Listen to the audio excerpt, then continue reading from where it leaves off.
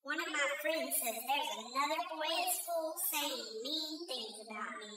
He said I stole something from him. Who would want to say that about me?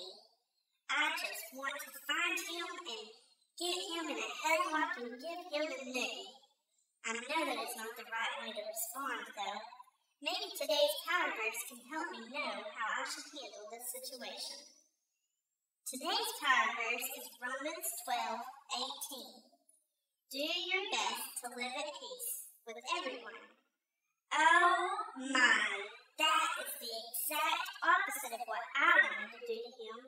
I guess instead of trying to get back at him, I should just ignore his lies and pray for him. Maybe that way we will live in peace together easily. So next time you feel like taking revenge on someone, just try to do what the Power Verse says and do your best to live at peace with everyone. Romans 12:18. Well, that is today's Power Verse this week, kids. This is Annie saying so long, peace, and see you aliens later.